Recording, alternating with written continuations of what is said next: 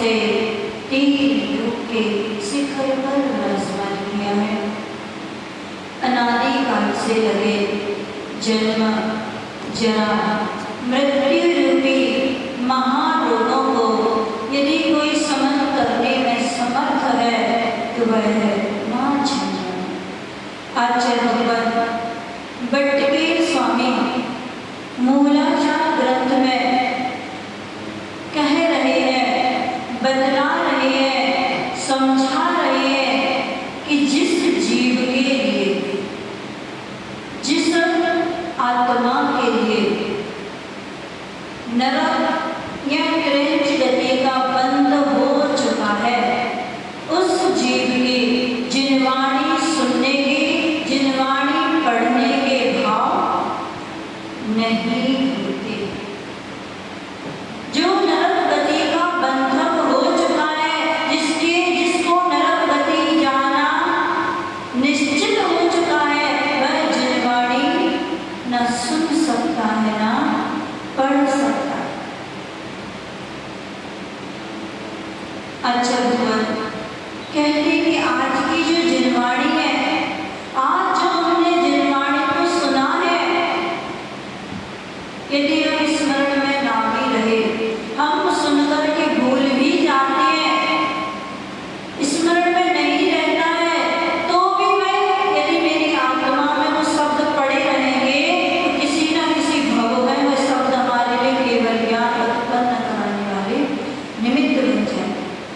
आप लोग देखते किसी को बहुत पहले देखा होगा, लेकिन आपकी स्मृति में नहीं है, और जब कभी आपका 10, 15, 20 साल का सामने आता है तो आप उसकी झलक दिखाए। आपको क्या लगता है?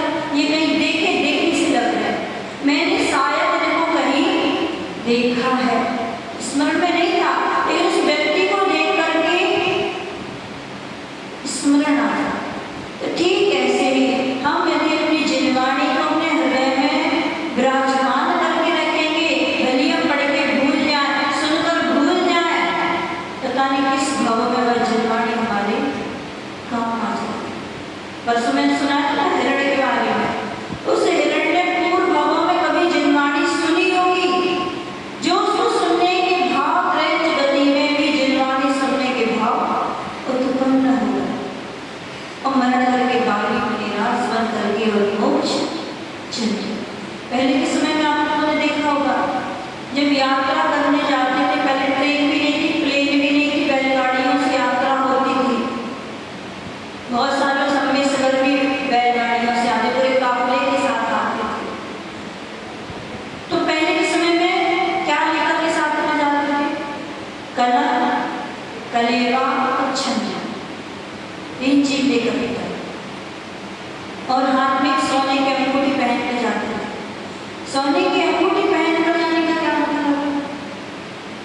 इसलिए जाते थे यदि मेरा पूरा सामान लुट गया, चोरों ने यदि उसको लूट लिया, मेरे पास कुछ नहीं बचा, तो कम से कम अंगूठी खोल करके इसको बेच करके व्यवस्थित अपने घर पहुंच जाए, इसीलिए अंगूठी पहन के जाते हैं।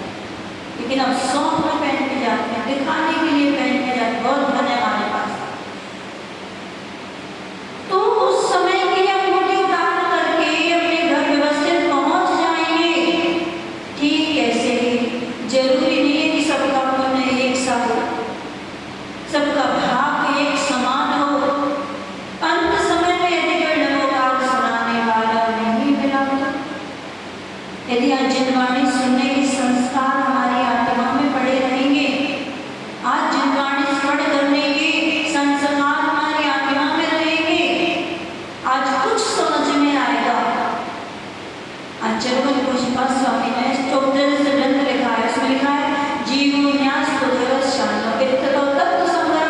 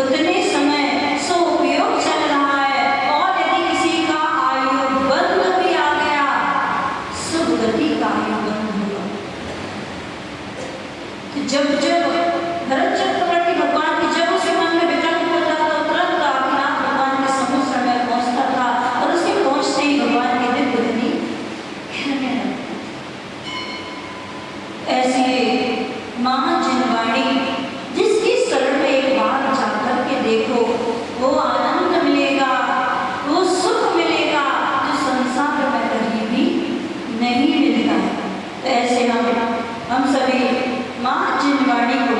अब ये देखते हैं अपन, इसमें कितनी ढाल है? 6 ढाल। क्यों है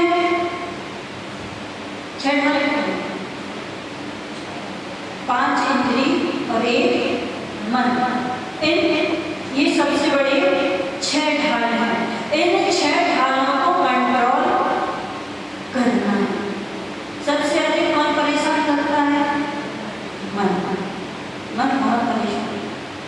लेकिन यदि मन नहीं होगा तो मोक्ष कैसे जाएंगे? मन नहीं होगा तो हम मोक्ष कैसे जा पाएंगे? तो मन बहुत अच्छा है, बस मन को बनाना पड़ता है, मन को समझाना पड़ता है। जब मन अपना हो जाता है फिर मन बहुत अच्छा होता है। तो 5 इंद्रिय कौन सी इंद्रिय आप लोगों के पास? बोलिए। स्पर्शन, रसना, घ्राण, चक्षु और स्रोत है। कर्म स्रोत दोनों एक इंद्रिय के नाम। तो जब हम देखते हैं कि युद्ध होता था पहले के समय में, जब महाभारत देखी होगी आप लोगों ने, रामायण भी देखी होगी, तो आप लोगों ने देखा होगा कि हाथ में गोल गोल लिए होते थे, ढाल बोलते थे उसको। एक हाथ में तलवार लेते थे और दूसरे में ढाल लेते। क्यों? अपनी सुरक्षा के लिए, अपनी सुरक्षा के लिए वो ढाल सामने करते थे। ऐसे ही अपनी आत्मा की सुरक्षा किससे करना है? 5 इंद्रिय और 1 मन से अपने आत्मा की सुरक्षा करना है। ये 5 इंद्रिय और मन हमारी आत्मा के लिए मिले थे कि तुम जाकर के आत्म कल्याण करना। आपको आंख दी है, इससे देव शास्त्रों का दर्शन करना, शास्त्र का श्रद्धेय करना, जिन दिव्यों का दर्शन करना, इसलिए आंख मिली थी। और इस आंख का सदुपयोग ना करके दुरुपयोग करके किसी को गलत दृष्टि से देखते हैं, किसी को देख करके उनकी चुगली करते हैं, घर गृहस्थी में लड़ाई झगड़े पैदा करते। इसलिए आंख मिली थी क्या? इसलिए चक्षु इंद्रिय मिली थी। स्पर्शन इंद्रिय क्यों मिली थी? इसके कितने विषय हैं? 8। हल्का भारी,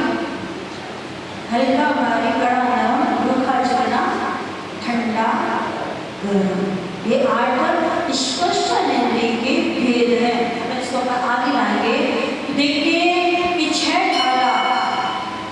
ढाल भी क्यों है? तो इसकी 5 इंद्रिय और एक मन को कंट्रोल नियंत्रण करने के लिए, 5 इंद्रिय और एक मन को नियंत्रण करने के लिए ये 6 ढाल है। प्रथम ढाल में 4 गतियों का वर्णन है। हम इस प्रांगण में बैठ करके आंख बंद करके अपनी आत्मा की यात्रा को देखेंगे कि मेरी आत्मा ने नरक गति में कैसे कैसे दुखों को, कैसे कैसे कष्टों को सहन किया है। तेज गति में मेरी इस आत्मा ने कैसे सर्दी गर्मी, भूख प्यास की वेदना को सहन किया है। मनुष्य गति में जन्म मरण के दुखों को सहन किया है। देव गति में कैसे भोगों को प्राप्त करके कैसे हमारी एक इंद्रिय में आ जाती। तो इस प्रथम ढाल में 4 गतियों का वर्णन है। हम अपनी ये नहीं सोचना कि 6 ढाल माता जी किसी और के बारे में बता रही है, नारकियों के बारे में बता रही है, प्रेंचों के बारे में, मनुष्यों के देव के नहीं। ये चर्चा किसी और की नहीं है, ये चर्चा हमारे स्वयं की आत्मा की चर्चा है। हमने स्वयं कष्टों को कैसे कैसे भोगा है, कैसे कैसे उन कष्टों को सहन किया है और कितनी मुश्किल से आज हम इतने ऊपर आए। तो ग्रंथ में पंडित प्रबल दौलत राम जी ने कहा है 3 भुवन में सार। 3 भुवन किसका नाम है? कौन कौन से 3 भुवन? मध्यलोक, अधोलोक, ये सब जानते हैं। ये 3 लोक, इन्हें त्रिभुवन भी कहते हैं। त्रिभुवन कहते हैं। इसके 2 भाग, एक लोकाकाश, दूसरा अलोकाकाश। आप लोग कहाँ रहते हो? लोकाकाश में क्या लोकाकाश में? लोकाकाश। अलोकाकाश खाली पड़ा हुआ है, वहां पे कोई भी द्रव्य नहीं होते हैं। द्रव्य कितने होते हैं? कौन कौन से? जीव, उद्गल, धर्म, अधर्म, आकाश, काल, ये 6 द्रव्य होते हैं। आप कौन से द्रव्य हो 6 द्रव्य में? कौन से द्रव्य हो? जीव और उद्गल दोनों, है ना। अभी हमारी आत्मा जीव, निष्कृत, उद्गल, उद्गल का दूसरा नाम अजीब भी है ना। जीव, उद्गल, धर्म, अधर्म, आकाश और काल, ये 6 द्रव्य जहां पाए जाते हैं वे क्या कहलाता है? लोकाकाश। लोकाकाश तो सीमित है, लेकिन अलोकाकाश असीमित है। ये जो अलोकाकाश है, इस लोकाकाश में 6 द्रव्य होते हैं। 6 द्रव्य कहाँ रहते हैं? कौन सी नाली में रहते हैं? कृष्णा। जो कृष्ण नाली है वो कितनी बड़ी है? कितनी बड़ी है कृष्णा? कितनी बड़ी है? 14 राजू की, है ना। अब इसमें से एक राजू कितना होता है? एक राजू कितना होता है? आगम में आया है 1 लाख, 1 लाख योजन का लोहे का गोला, और उस गोले को आकाश से गिराया जाए। और कितनी? 1 लाख योजन का गोला आकाश से गिरने पर, आकाश से गिरने पर थोड़ी सी भारी वस्तु गिराकर फट से नीचे गिर जाती है। अभी 1 लाख योजन का लोहे का गोला आकाश से गिराया जाए और वो लगातार 6 महीने तक गमन करता रहे, लगातार 6 माह तक गमन करता रहे। जितना वो कवर करता है उतना एक राजू होता है। ऐसा एक राजू होता है। तो दृष्टानी कितनी है? 14 राजू की है। कितनी बड़ी हुई 14 राजू? उस त्रस्त नाली में त्रस्त जीव रहते हैं। आप लोग कौन है स्थावर की त्रस्त? स्थावर त्रस्त 2 अक्षर का है, स्थावर 4 अक्षर का है। कौन हो? त्रस्त जीव। एक इंद्रिय जो जीव होते हैं, पृथ्वी का है, जल का है, अग्नि का है, वायु का है, वनस्पति का है। ये एक इंद्रिय जीव स्थावर कहलाते हैं। त्रस्त 2 इंद्रिय से 5 इंद्रिय तक के जीव त्रस्त कहलाते हैं। आप लोग कितने इंद्रिय जीव हो? हैं? बिच्छू कितने इंद्रिय जीव है?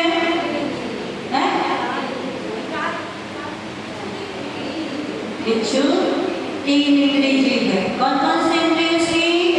स्पर्शन, रचना, घ्राण। उसकी आंख नहीं होती है, चक्षु इंद्रिय नहीं है।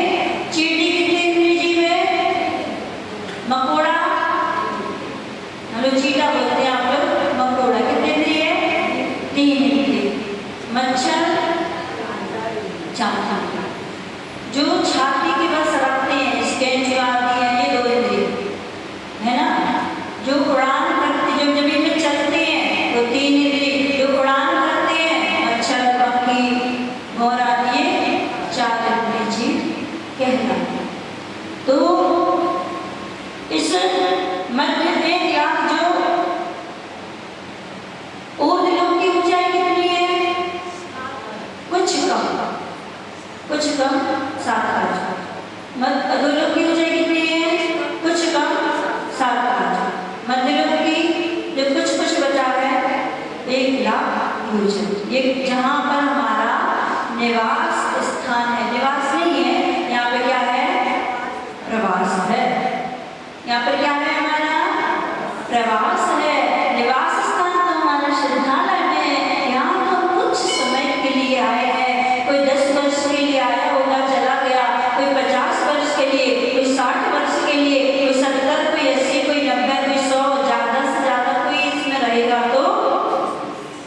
मकान में देखिए ज़्यादा से ज़्यादा रहेगा कितना रहेगा 120।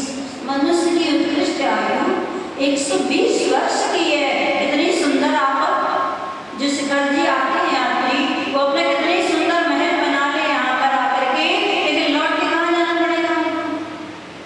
अपने घर जाना पड़ेगा। अपने परिवार में तो वहीं रहता है। तो हमारा परिवार कहाँ है?